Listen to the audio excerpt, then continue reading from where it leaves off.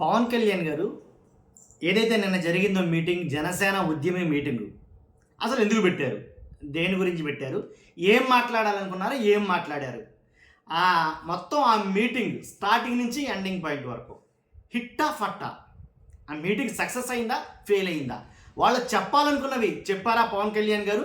వేరే ఏమన్నా కంటెంట్ తీసుకొచ్చి పెట్టారా? ఏంటనే దాని మీద మనం మాట్లాడబోతున్నాం. ఆ మీటింగ్ సక్సెస్ అయిందా? ఫెయిల్ అయిందా? దాని గురించి మాట్లాడబోతున్నాం. కాబట్టి మీ అభిప్రాయం ఏంటో ఖచ్చితంగా వీడియో ఎండ వరకు చూసి మీరు హిట్ అన్నారా, ఫట్ అన్నారా, మీ అభిప్రాయ ప్రకారంగా మీటింగ్ సక్సెస్ అయిందా, ఫెయిల్ అయిందా కామెంట్ రూపంలో తెలియజేయండి. ఫస్ట్ అయితే లైక్ చేయండి. రాష్ట్రం మొత్తం చూడాల్సిన వీడియో మీ బాధ్యతగా మీరు లైక్ చేస్తే ఎక్కువ మందికి ఇన్ఫర్మేషన్ షేర్ అవుతుంది. కొత్తగా మన ఛానల్ చూస్తే పక్కాగా సబ్స్క్రైబ్ చేయండి. ఇప్పుడు ఏదైతే జనసేన ఉద్యమి మీటింగ్ ఏదైతే పెట్టారో ఆ మీటింగ్కి బాగానే హాజరయ్యారు జనం అంతా కూడాను. పవన్ కళ్యాణ్ గారు ఆ మీటింగ్ వచ్చిన లుక్ కూడా చాలా కరెక్ట్గా ప్రజెంట్ చాలా బాగుంది. ఎందుకంటే బ్లాక్ షర్ట్ వేశారు, చాలా నీట్గా కూడా కనిపించారు.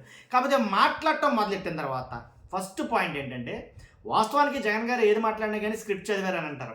ఇక్కడ మాత్రం మొత్తం స్క్రిప్టే ఉంది. స్టార్టింగ్ పాయింట్ నుంచి ఎండింగ్ పాయింట్ వరకు మీరు నేను మాట్లాడుకునే మాటలు కూడా స్క్రిప్ట్లో రాసేశారు. అదే చదివేశాడు ఆయన కూడా. ఆయన క్యాజువల్గా మాట్లాడాల్సిన మాటలు, క్యాజువల్గా చెప్పాల్సిన మాటలు స్క్రిప్ట్ చూసి చెప్పారేమని అనిపించింది నాకు. అనిపించడం ఏంటి, ఎండింగ్ నుంచి మొత్తం ఆ పేపర్లు చదువుతుమే, చెప్పిందేం లేదు, అన్ని పేపర్లు చదివాడు ఆయన. కాబట్టి అదొకటి. తర్వాత ఇంకోటి ఏంటంటే కనుక జనాలకు అర్థం కాని విషయాలు కొన్ని అయితే కనుక ఉన్నాయి, కొంతమందికి అర్థం కాల. అవి ఏంటంటే కనుక ఏదైతే జనసేన రక్షాదళ్, నిర్వాహక్ దళ్, తర్వాత పరిపాలక్ దళ్, ఇలా కొన్ని పదాలు అయితే కనుక రాజమౌళి గారి సినిమాలు, బాహుబలి సినిమాలు లాంటివి కొన్ని పదాలు అయితే కనుక ఖచ్చితంగా ప్రయోగించారు. అవి చాలామందికి అర్థం కావు, మొత్తానికి వాళ్ళకి అర్థమైనవి, అది చాలు. ఇలాంటి పదాలు అయితే కొన్ని తగిలినాయి.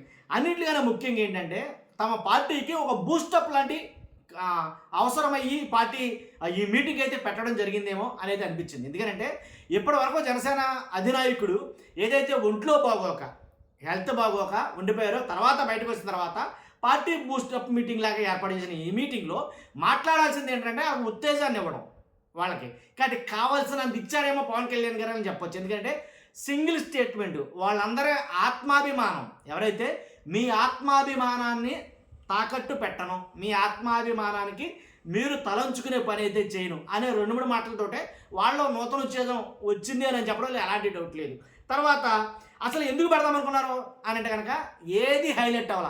సోషల్ మీడియా కావచ్చు, మెయిన్ స్ట్రీమ్ మీడియా కావచ్చు, ఎల్లో మీడియా కావచ్చు, నల్ల మీడియా కావచ్చు, తెల్ల మీడియా కావచ్చు, ఏ మీడియా అయినా హైలైట్ చేసిన పాయింట్ ఏదైనా ఉందంటే కనుక ఒకటే ఒక point, single statement, single line ఏంటంటే ఊళ్ళో పెళ్ళికి కుక్కల హడావిడి. అదే హైలైట్ అయింది. మిగిలిన ఆయన మాట్లాడిన సంస్థాగత నిర్మాణం గురించి కానీ, వాళ్ళ సిద్ధాంతాల గురించి కానీ, లేదా పార్టీ తీసుకోవాల్సినటువంటి నిర్ణయాల గురించి కానీ, పార్టీ తీసుకోబోయే నిర్ణయాల గురించి కానీ, వీటి గురించి ఏటి గురించి ఎక్కడ మాట్లాడట్లా. సింగిల్ ఓన్లీ వన్ డైలాగ్ ఏంటంటే కనుక ఊళ్ళో పెళ్ళి కుక్కల హడావిడి. దీని మీదే మొత్తం అంతా నడిచింది. అసలు ఏం మాట్లాడాలనుకున్నారు అంటే కనుక సంస్థాగత నిర్మాణంతో జనసేనకు కొత్త బలగం ఏర్పడింది, కార్యకర్త మంచి నాయకుడిగా ఎదిగేందుకు జనసేన వేదిక, అన్ని విభాగాలకు నియోజకవర్గాలకు ప్రత్యేక కమిటీలు, తర్వాత తమిళనాడు రాజకీయాలు, ఆంధ్రప్రదేశ్ రాజకీయాలు వేరు. దీని గురించి కూడా మాట్లాడదాం అనుకుని ఉంటారు. అయితే జనసేన 7 సిద్ధాంతాలని, భావజాలాన్ని ప్రజలకు తీసుకెళ్ళాలి. కూటమి పొత్తులో జనసేన కార్యకర్తల ఆత్మగౌరవం తగ్గించను. కూటమి పొత్తులో భాగంగా జనసేన కార్యకర్తల ఆత్మగౌరవం తగ్గించను, ఇదొకటి మాత్రం వెళ్ళినట్టుంది. తర్వాత స్థానిక సంస్థల ఎన్నికలకు బలంగా ముందుకు వెళ్దాం. స్థానిక సంస్థల ఎన్నికలకు దాని గురించి కూడా మాట్లాడాలనుకున్నారు. దాని గురించి పెద్దగా మాట్లాడాల. స్థానిక సంస్థల గురించి రాబోతున్నాయి కాబట్టి దాని గురించే మాట్లాడుకున్నారు. అది చాలా తక్కువగా మాట్లాడారేమో అని అనిపించింది స్థానిక సంస్థల గురించి. కానీ మేము కమిటీ వేస్తాం, ఆ కమిటీ వచ్చి చెప్తుంది, వాళ్ళ మాట ఫైనల్ డిసిషన్ ఏదో ముక్తసరిగా చెప్పి సరిపెట్టేశారు. గౌరవ ప్రధానమంత్రి శ్రీ మోదీ గారు చెప్పే పొదుపు చర్యలు పాటిద్దాం. జనసేన ఉద్యమి ఆత్మీయ సమావేశంలో మాట్లాడిన జనసేన పార్టీ అధ్యక్షులు, ఉప ముఖ్యమంత్రులు శ్రీ పవన్ కళ్యాణ్ గారు ఏం మాట్లాడాలనేది పెట్టుకున్నారన్నమాట. కాబట్టి కార్యకర్తలే పార్టీకి బలమైన పునాదులు. ఎందుకంటే ఎక్కడ జరిగినా కార్యకర్తలకు అన్యాయం జరుగుతుంది, కొద్దిపాటి నాయకులకి అంటే వాళ్ళు మాత్రమే ఇబ్బందులు పడుతున్నారు, వాళ్ళే మాత్రమే అవమానం పాలవుతున్నారు. దాని గురించి మాట్లాడాలి. దాని గురించి ఎక్కువ మాట్లాడనివ్వలేదు. దాని అంశం తెర మీద తెచ్చేసరికి కూర్చున్న వాళ్ళందరూ అవును అవును అవును అంట మొదలెట్టారు. నాకు తెలుసు మీరు ఇబ్బంది పడతారన్న విషయం నాకు తెలుసు, దాన్ని నేను సరి చేస్తాను అని పవన్ కళ్యాణ్ గారు వాళ్ళందరినీ బుజ్జగించి దువ్వేరు అయిపోయింది అక్కడికి. అర్థమైందిగా? కాబట్టి అంటే అసలు మాట్లాడాల్సిన కంటెంట్ వెళ్ళలేదేమో నాకైతే అనిపించింది. తర్వాత ఇంకోటేంటి, ఆయన ఏదైతే కార్యకర్తల గురించి మాట్లాడారో, తర్వాత ఆయన ఆరోగ్యం గురించి చెప్పడం జరిగింది. తమిళ రాజకీయాలు వేరు, ఆంధ్రప్రదేశ్ రాజకీయాలు వేరు. ఇది శుద్ధ తప్పు మాట. తమిళ రాజకీయాలైనా, ఆంధ్ర రాజకీయాలైనా ఒకసారి ఏ రాజకీయాలైనా సరే దేశంలో భూగోళం మీద భూమి మీద ఉండే ఏ రాజకీయమైనా సరే ఒకటే. రాజకీయం అన్న తర్వాత ఒకటే, దాంట్లో ఏం మారదు. సింపుల్గా నేను చాలా బాగా బలంగా నమ్మే మాట చెప్తా. ఆట ఆట అది ఆట మాత్రం ఒక్కటే ఉంటుంది. ఆట ఆడే తీరు ఎప్పుడు ఒకటే ఉంటుంది. కానీ ఆటగాళ్ళు మారుతూ ఉంటారు రాజకీయంలో. ఇది మాత్రం నేను బలంగా నమ్ముతా. కాబట్టి అదే అప్లై చేస్తారు ఎక్కడైనా సరే. ఇప్పుడు అమెరికాలో అయినా అదే రాజకీయం, ఏంటి అనకాపల్లిలో అదే రాజకీయం. మా రాజకీయంలో తేడా ఉండదు. కాకపోతే ఏంటంటే ఏ వంక లేనమ్మ డొంకట్టు నేర్చిందని తమిళ రాజకీయాలు వేరు, ఆంధ్రప్రదేశ్లో రాజకీయాలు వేరు. నిజంగా నేను తమిళనాడులో ఉండుంటే కనుక నేను సీఎం అయిపోదును, ఆంధ్రాలో ఉన్నాను కానీ సరిపోయింది. ఏంటంటే వంకలేనమ్మ డొంకట్టు నేర్చింది అన్నట్టు ఉండకూడదు కొన్ని కానీ. కాబట్టి ఇలాగా ఈ జనసేన ఏదైతే ఉద్యమి సమావేశంలో అవసరమైనవి అయితే కనుక పెద్దగా అంతగా మాట్లాడలేకపోయారు. దేని గురించి మాట్లాడారంటే కనుక ఆయన్ని మెయిన్ ఈ నెల నుంచి రోస్ట్ చేస్తున్నారు. రోస్ట్ ఎవరిని? పవన్ కళ్యాణ్ గారిని.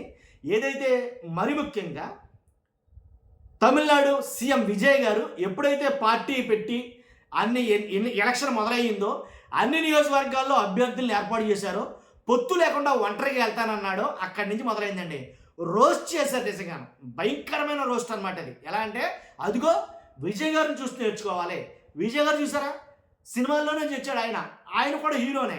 కాబట్టి వచ్చిన 2 సంవత్సరాల్లోనే సీఎంకి పోటీ చేశాడు డైరెక్ట్. మొత్తం అన్ని నియోజకవర్గాల్లో అభ్యర్థులు నించోబెట్టాడు. కాబట్టి డైరెక్ట్ సీఎం అయ్యాడు అనే దగ్గర రోస్ట్ చేయడం మొదలెట్టాడు. మరి మీరెందుకు కావట్లేదు? మీరెందుకు పోటీ చేయట్లేదు? మీరు ఒంటరిగా పోటీ చేయడానికి భయమా? మీరు ఒంటరిగా పోటీ చేస్తే మీకు ఎవరు ఓట్లు వేయరని భయమా అనేది కనుక మొత్తం టార్గెట్ చేయడం మొదలెట్టాడు. ఈ టార్గెట్ నేపథ్యంలో ఇలా సరిపోల్చడంలో అంటే విజయ్ గారిని పవన్ కళ్యాణ్ గారిని పోల్చి చూపించడంలో నిజంగా వివచ్చంగా ఆడేసుకున్నారు. సోషల్ మీడియా కావచ్చు, మెయిన్ స్ట్రీమ్ కావచ్చు, అన్ని మీడియాల్లో, నేషనల్ మీడియాలో కూడా నన్ను అడిగితే కనుక అడపదడపై వార్తలు అయితే వచ్చాయి. దేని గురించి? విజయ్ గారికి పవన్ కళ్యాణ్ గారికి పోల్చటం. కాబట్టి అది మనం వాళ్ళు కాదు, ఆయనకు కూడా మెసేజ్లు వెళ్ళినాయంట. వాస్తవంగా అయితే కనుక పవన్ కళ్యాణ్ గారికి కూడా మెసేజ్లు వెళ్ళినాయంట. ఎవరు పంపారు? ఆయనకు కావాల్సిన వాళ్ళు పంపారంట. తర్వాత చాలామంది ఆయన దగ్గర అడిగారంట, వాళ్ళ అభిప్రాయం పంచుకున్నారంట. ఏమంటే మీరు కూడా ముఖ్యమంత్రి అయితే బాగుంటుంది కదండి, ఏమంటే మీరు కూడా ముఖ్యమంత్రిగా పోటీ చేస్తే బాగుంటుంది కదా, మనం కూడా అన్ని నియోజకవర్గాల్లో పోటీ చేస్తే బాగుంటుంది కదా, కాబట్టి మీరు ముఖ్యమంత్రి అవుతారా? విజయ్ లాగా ముఖ్యమంత్రి కావచ్చు కదా, విజయ్ చేసినట్టు మీరు చేయొచ్చు కదా, విజయ్ విజయ్ విజయ్ విజయ్ విజయ్ అని ఆయన చెవుల్లో మన వాళ్ళగా పోరు చేస్తానే ఉన్నారట. ఎవరో ఆయన దగ్గరికి వెళ్ళి మాట్లాడారంటే ఎవరు మాట్లాడతారో? ఆయనకి కావాల్సిన వాళ్ళు, తర్వాత జన సైనికులు, జనసేన కార్యకర్తలు, జనసేన నాయకులు, జనసేన మంత్రులు కావచ్చు, ఎమ్మెల్యేలు కావచ్చు, ఎవరైనా కావచ్చు, వాళ్ళే ఆయన దగ్గర మాట్లాడతారు. ఆయనకి డేటా వచ్చిందంట, డేటా చూసుకున్నాడంట, కొంతమంది అయ్యో పంపారంట, అవి చూసుకున్నాడంట. ఈ రకంగా నన్ను తీవ్రంగా భయంకరంగా నన్ను అయితే కనుక వేసుకున్నారని చెప్పి ఆయన చెప్పాడు అనమాట. కాబట్టే ఆయన అన్నాడు అనమాట, ఎక్కడో ఊళ్ళో పెళ్ళవుతా ఉంటే మనకెందుకురా, ఇది అసలు ఇంటెన్షన్. మనకెందుకు, మనకేమయ్యింది, ఎక్కడో ఊళ్ళో పెళ్ళైతే మనకేమయ్యింది అని దాని అర్థం. కానీ ఎల్లో మీడియా దీన్ని బాగా తీసుకెళ్ళింది. ఎలా అంటే ఆయన కూడా ఆ ఉద్దేశంతో అనే ఉంటాడు, కాదని అన్నాం. కానీ 50% ఇంటెన్షన్ అయితే కనుక మా వాళ్ళు నిజంగా హడావిడి మామూలుగా చేయలేదు అన్నట్టుగా అనిపించింది నాకు. కొంతమందికి అయితే డైరెక్ట్గా వైసీపీ వాళ్ళు అన్నట్టు అనిపించిందని వేరే విషయం. ఎవరికి అన్నీ అనిపించినా కానీ ఎల్లో మీడియా మాత్రం చాలా నీట్గా దాన్ని డైవర్ట్ చేసింది. ఎలా అంటే అదిగో ఊళ్ళో పెళ్ళైతే కుక్కలకు హడావిడి, వైసీపీ వాళ్ళు హడావిడి చేశారు. ఎందుకు హడావిడి చేశారు? విజయ్ నెగ్గాడు, విజయ్ మావాడు, విజయ్ నెగ్గాడు, జగన్ గారు ఫోటో ఎట్టుకు తిరిగారు, విజయ్ నెగ్గాడు, వీళ్ళ పండుగ చేసుకున్నాడు, విజయ్ నెగ్గాడు. ఇది ఇలాగా జపం చేయటం అయితే కనుక చేసింది ఎల్లో మీడియా ఈ విషయంలో మాత్రం. కాబట్టి ఇంకేముంది, అది లెక్క అని మూర్తి గారి వీడియో పెడితే కనుక అదిగో చించి అవతల పడేశాడు అని ఏబిఎన్ వాళ్ళు వీడియో పెడతాం. ఇలాగా తమ్మనేలతోటి చావొట్టేశారు నన్ను అంతా కూడా. కాబట్టి నన్ను బీభత్సంగా బలి చేశారు.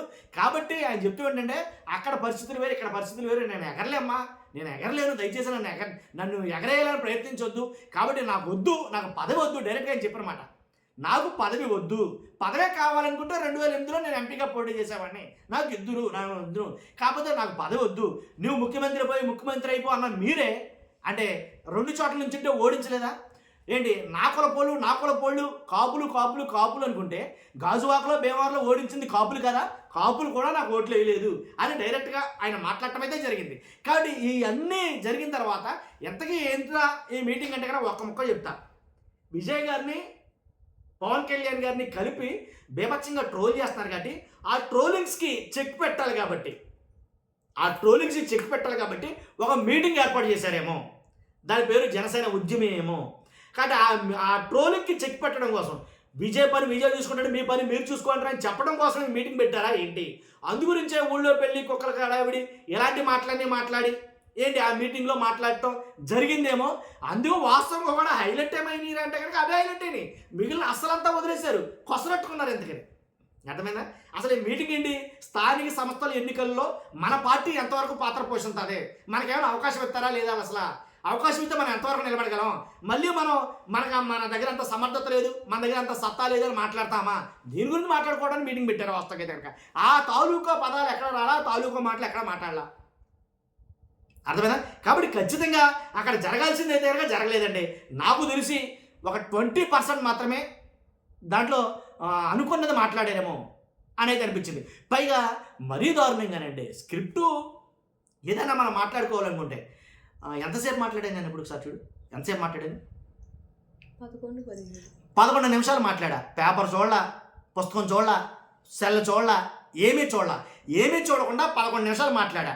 కాబట్టి మనం మాట్లాడే మాటల్లో స్క్రిప్ట్ ఏంటంటే మన డైరెక్ట్గా అంటే మీరు నేను మాట్లాడుకునే మాటలు కూడా పేపర్ మీద చూసి చదవడం అనేది నాకు ఎందుకు కొంచెం యావగింపుగా అనిపించింది. నాకైతే నచ్చలా వాస్తవంగా అయితే కనుక. మొత్తం టోటల్ స్క్రిప్టే చదివేశాడు ఈయన.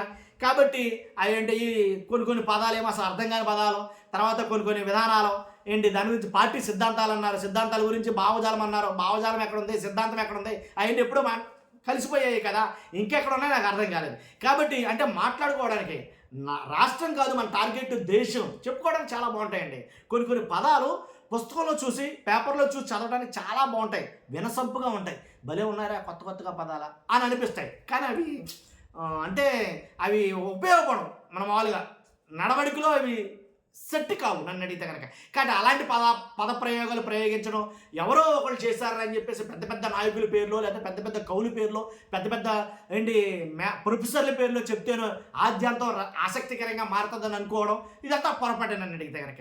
కాబట్టి వచ్చిన వాళ్ళకి ఏమవసరం, మన స్థానిక సంస్థలు వస్తున్నాయి, మనం పోటీ చేయగలమే లేదా, ఇదిగో మనం ఈ భావజాలంతో పార్టీ ఏర్పాటు చేసాం, మరి ఆ భావజాలం ఇప్పుడు ఉందా లేదా, మనకి సిద్ధాంతాలు ఉన్నాయి, ఆ సిద్ధాంతాలు కనీసం మనమన్నా పాటిద్దామా లేదా అనేది ఉండాలి కదా.